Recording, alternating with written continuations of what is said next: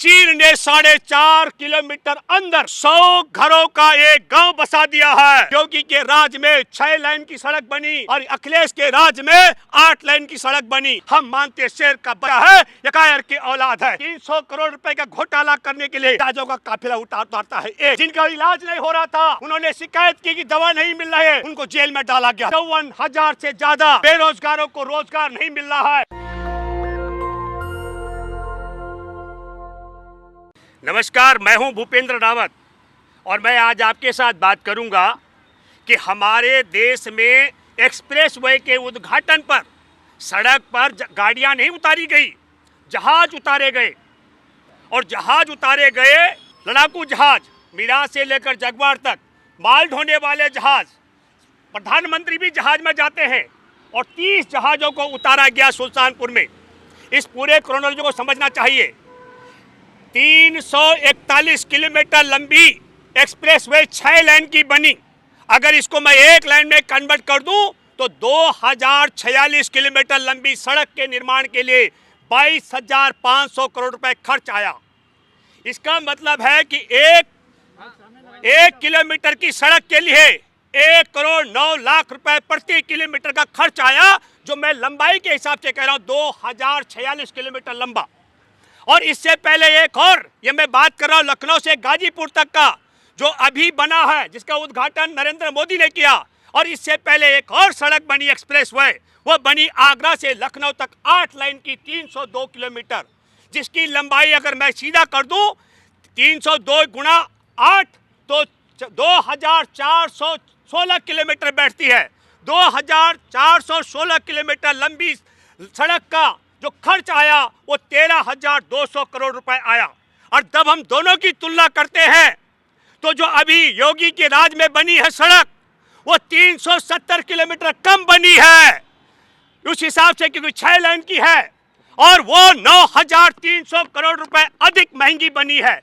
370 kilometre सड़क का लंबाई कम हुआ, रकबे की मैं बात कर रहा हूं, और उसमें जो खर्च आया वो 9,300 करोड़ रुपए अधिक आया। तो 2-3 कारण हो सकते हैं। हवाई जहाज, लड़ाकू जहाजों को सुखोई से लेकर जुगवार तमाम को सड़क पर उतारने का, प्रधानमंत्री का जहाज पर जाने का और सड़क पर योगी आदित्यनाथ को उतारने का।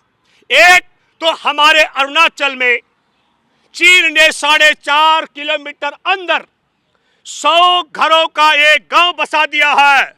चीन को डराने के लिए, अरुणाचल में आबाद गांव को हटाने के लिए सुल्तानपुर में जहाजों को उतारा जाना जरूरी था। क्या यह संभव हो सकता है कि अरुणाचल में, मेरे प्यारे देशवासियों, अरुणाचल में 100 घरों का गांव चीन बसा दे और सुल्तानपुर में कालनेमी, जहां राक्षस था, एक राक्षस, जब संजीवनी बूटी लेने के लिए हनुमान गए थे, लक्ष्मण घायल हुआ था, राम रावण युद्ध में भरत नहीं था, हमारे देश का फर्जी डिग्री वाले की सरकार में तड़ीपार गृह मंत्री कहता है भरत था, भरत नहीं था, लक्ष्मण था। लक्ष्मण मूर्छित हुआ था। लक्ष्मण को बचाने के लिए संजीवनी बूटी लेकर के हनुमान जब चल रहे थे तो कालनेमी राक्षस ने साधु का भेष धर के राम राम करते हुए विघ्न डालना चाहा हनुमान को रोकने के लिए, जिसका हनुमान ने वध किया कालनेमी राक्षस का। अब वो कौन राक्षस है जिस राक्षस के राज में अरुणाचल में चीन ने 4.5 किलोमीटर अंदर कब्जा करके गांव बसा दिया? और वो राक्षस राष्ट्र की बात करता है, राष्ट्रभक्ति की बात करता है, राष्ट्र शक्ति की बात करता है। ये आपको मैं बताना चाहता हूँ वो कौन राक्षस है जो 370 किलोमीटर छोटी बनी सड़क, मैं दोबारा कहना चाहता हूँ, योगी के राज में 6 लाइन की सड़क बनी और अखिलेश के राज में 8 लाइन की सड़क बनी। और 8 लाइन की सड़क की लंबाई 2,416 किलोमीटर बैठती है। 302 किलोमीटर को 8 से गुणा करने पर 2,416 किलोमीटर बैठता है। और 341 किलोमीटर को 6 लाइन की सड़क, इसको 6 से गुणा करने पर 2,046 किलोमीटर बैठता है।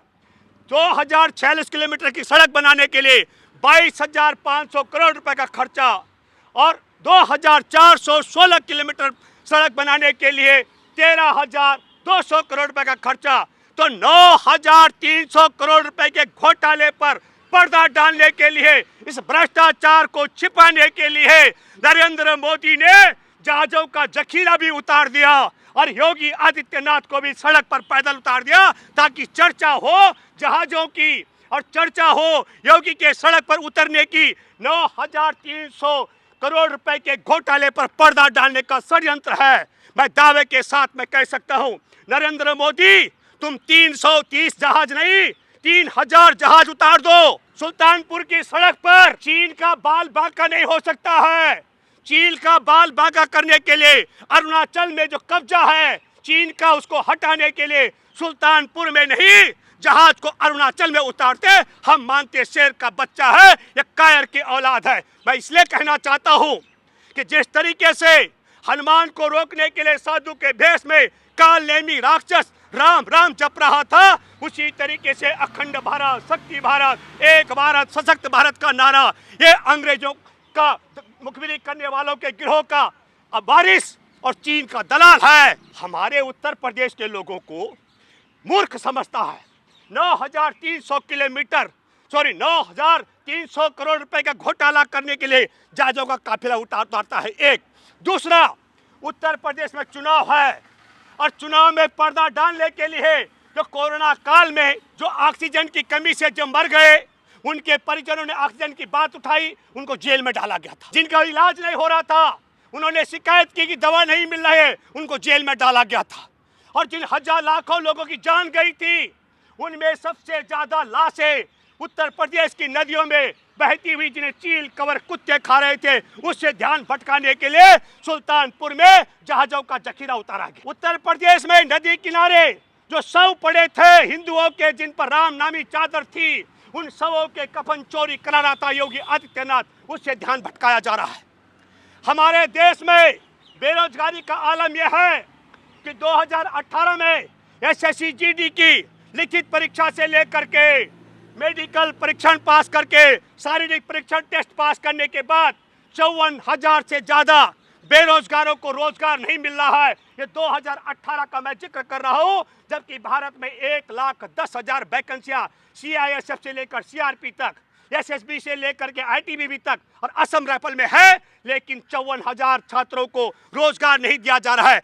बेरोजगारी का आंकड़ा आपके सामने पोल खोल कर रहा हूं। बेरोजगारी को छिपाने के लिए जहाजों का जखीरा उतारा गया है। तो मैं ये कहना चाहता हूं, यही नहीं, हमारे देश में पीएम केयर्स प्रधानमंत्री राहत कोष की जगह पीएम केयर्स का गठन करके उसमें अरबों रुपए का घोटाला करके उससे ध्यान भटकाने के लिए जहाजों का जखीरा उतारा गया। हमारे देश के सरकारी संस्थानों को नीलाम करके उससे ध्यान भटकाने के लिए जहाजों का जखीरा उतारा गया। गुजरात में पहले मुद्रा पोर्ट में 3,000 किलो हेरोइन पकड़ी गई और अभी हाल में 2,400 करोड़ की हेरोइन पकड़ी गई। पूरा गुजरात नशे के कारोबार का, तस्करी का सबसे बड़ा अड्डा बन चुका है। इससे ध्यान भटकाने के लिए किया जा रहा है। पूरी दुनिया से कर्जा लिया जा रहा है, इससे ध्यान भटकाने के लिए किया जा रहा है। और हमारे देश में 3 काले कानून बना करके किसानों को मरवाया जा रहा है और न्यूनतम समर्थन मूल्य की गारंटी का कानून नहीं बनाया जा रहा है, इससे ध्यान भटकाया जा रहा है। तो मेरे दोस्तों, मैं आपसे अपील करना चाहता हूं, किसानों का बेटा, मजदूरों का बेटा पढ़े लिखे हैं। 8 लाइन की सड़क बनाई अखिलेश ने, 302 किलोमीटर लंबी, जिसको गुणा करेंगे 8 से 2,416 किलोमीटर होती है। और योगी ने बनाई है 341 किलोमीटर 6 लाइन की सड़क, जिसको 6 से गुना करेंगे 2,046 किलोमीटर बैठती है। और 2,046 किलोमीटर का जो खर्चा है 22,500 करोड़ रुपए है। और अखिलेश ने जो बनाई 2,416 किलोमीटर लंबी 13,200 करोड़ का खर्चा है। 9,300 करोड़ का घोटाला किया गया है। मैं आप सबके माध्यम से एक बात आपसे अपील करता हूं, हमारे देश के किसानों के लिए, सीमा पर अरुणाचल के कब्जे को हटाने के लिए, हमारे देश में एक्सप्रेसवे के नाम पर 9,300 करोड़ का घोटाला कराने के लिए, और हमारे देश में भाईचारे के को मिटाने की, नफरत फैलाने का षड्यंत्र कराने के लिए, और हमारे देश में बंदरगाह बेच करके अदानी के माध्यम से स्मगलिंग का अड्डा बनाने के लिए, और हमारे देश में बेरोजगारी का अंबार लगाने के लिए हमारे देशवासी, आपसे मैं अपील करता हूं, जितना मर्जी जहाज घुमा करके या आपको भटकाने का प्रयास करे, पर आपको पूछना है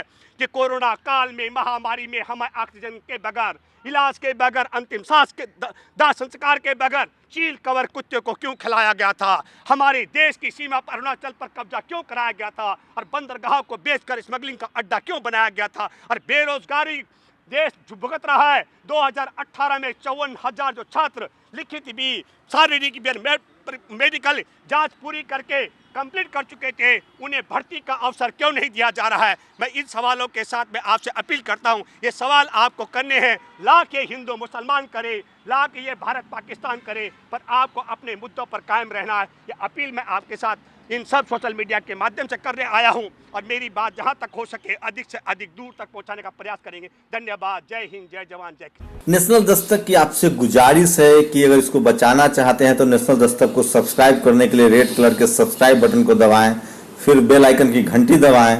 नेशनल दस्तक को बचाने के लिए बहुत जरूरी है कि हर खबर को शेयर करें, लाइक करें, कमेंट जरूर करें।